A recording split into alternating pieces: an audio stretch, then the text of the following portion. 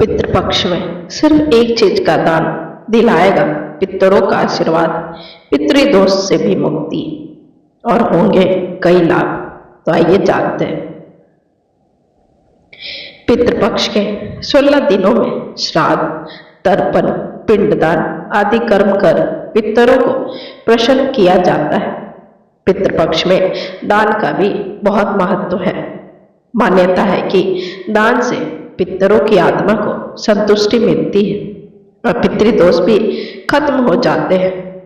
धर्म ग्रंथों में श्राद्ध में दान की गई वस्तु से मिलने वाले फलों के बारे में विस्तार पूर्वक बताया गया है।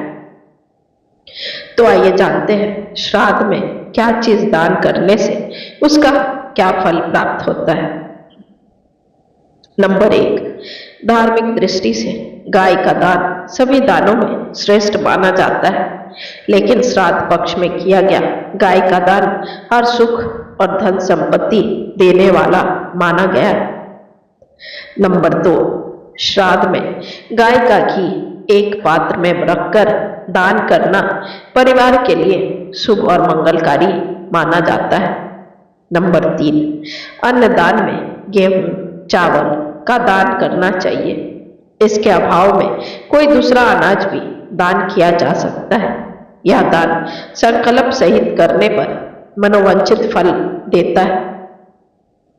नंबर 4, अगर आप आर्थिक रूप से संपन्न हैं तो श्राद्ध पक्ष में किसी कमजोर या गरीब व्यक्ति को भूमि का दान आपको संपत्ति और संतान लाभ देता है।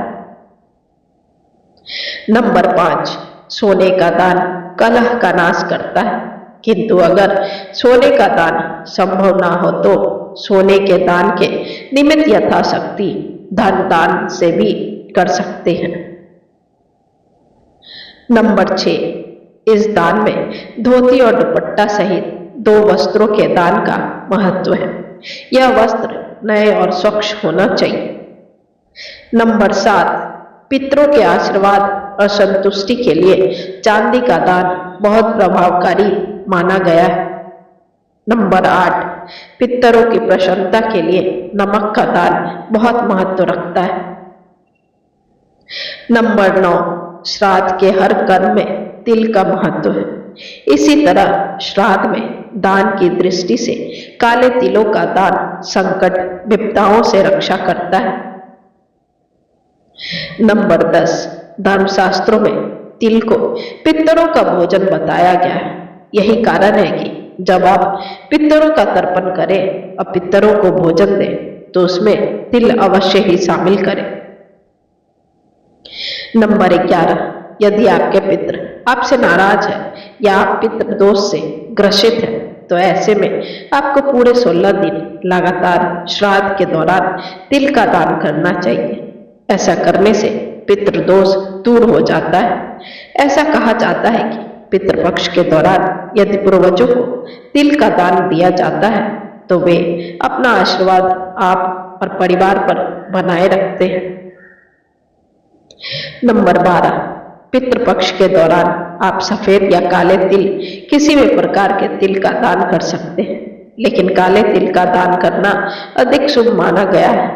धार्मिक मान्यता है कि जब आप पितरों को काले तिल का दान करते हैं तो इससे पितरों को मोक्ष की प्राप्ति होती है और वे यदि भटक रहे हैं तो इससे भी उन्हें मुक्ति मिल जाती है। अब आइए जानते हैं पितृपक्ष में ना करें इन 6 वस्तुओं का दान, नहीं तो पितर हो जाएंगे नाराज। नंबर 1, लोहे के बर्तन। पितृपक्ष में लोहे से बने बर्तनों का कभी भी दान नहीं करना चाहिए। इसके अलावा आप चाहे तो पीतल, सोने और चांदी के बर्तनों का दान कर सकते हैं। नंबर 2, चमड़े की चीजें। पितृपक्ष में चमड़े से बनी चीजों या वस्तुओं का इस्तेमाल निषेध माना जाता है कि पितृपक्ष में चमड़े का प्रयोग बहुत अशुभ होता है। नंबर 3, पुराने कपड़े। इसके अलावा पितृपक्ष में पुराने कपड़े भी दान में देना अच्छा नहीं माना जाता है। पितृपक्ष में हमेशा ब्राह्मणों को नए वस्त्र ही दान करना चाहिए। नंबर 4, काले कपड़े। हिंदू पूजा और सभी अनुष्ठानों में काले रंग का इस्तेमाल करना निषेध होता है, साथ ही अशुभ भी होता है। इसलिए पितृपक्ष में काले रंग के वस्त्र या कंबल दान करने से बचें। नंबर 5, तेल। पितृपक्ष में किसी तरह का तेल दान में नहीं दान करना चाहिए। विशेष रूप से श्राद्ध पक्ष में सरसों का तेल दान नहीं करना चाहिए। नंबर 6, बचा हुआ खाना। श्राद्ध पक्ष में पितरों को सिर्फ शुद्ध एवं ताजा ही अर्पित करना चाहिए।